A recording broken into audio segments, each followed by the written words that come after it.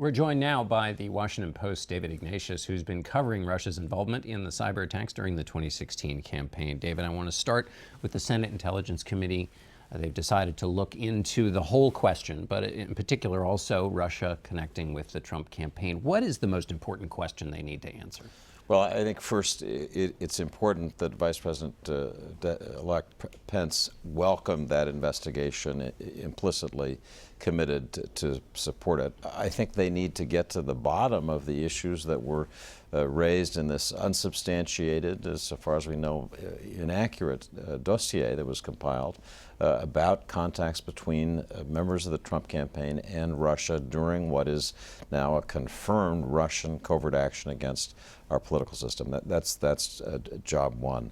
I think it's important when we think about the Senate investigation to remember that there's also an FBI investigation that it's my understanding is still open into these same issues. It's important that that investigation be allowed to be completed, that there be no intervention to shut that down. And I hope members of the incoming administration will commit to let that investigation run its course, issue findings, and then establish basic facts. We get out of fake news into real facts. What do you make of the fact that Chairman Burr at one point was saying he wasn't going to investigate and now is?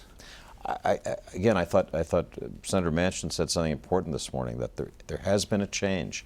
The Republicans who didn't think this was necessary now do think it's necessary, and that tells the American public there is something here worth looking at.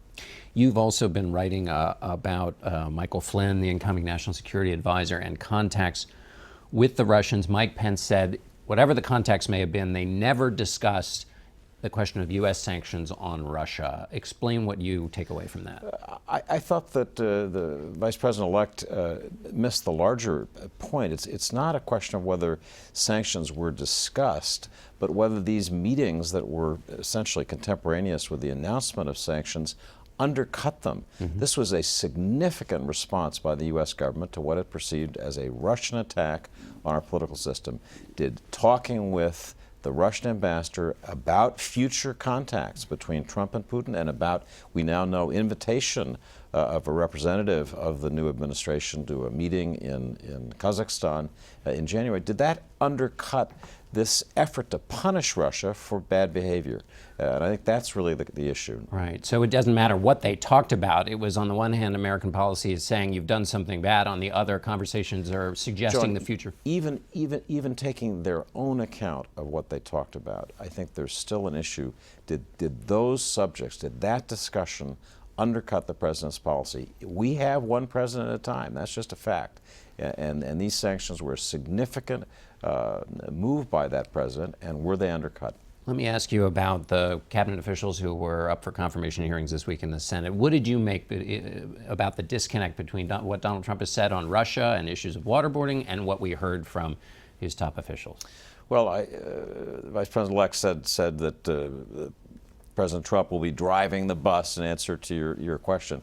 As I look at this, and I've covered foreign policy going back to the 70s, I'm embarrassed to say, I have seen this movie before. Divided administrations with sharply differing viewpoints on policy have occurred often, and they're very difficult for presidents to manage. You know, all this stuff about being an entrepreneur and listening. You know, you get a divided administration on an issue like Russia policy, and we now see a clear division between people close to Trump who want a much more rapprochement with Russia, and people close to Pence who seem to strongly resist that. That's a recipe for real turbulence in the early weeks, months of an administration. And what's the practical result or effect of that turbulence in a way that people can? Confusing American policy, uncertainty among our allies. I just would note one final thing, John.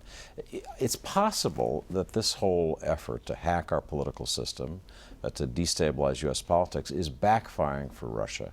It is beginning to generate real resistance. You could hear that in the testimony that General Mattis gave, that Rex Tillerson gave, that Mike Pompeo, the CIA nominee, gave.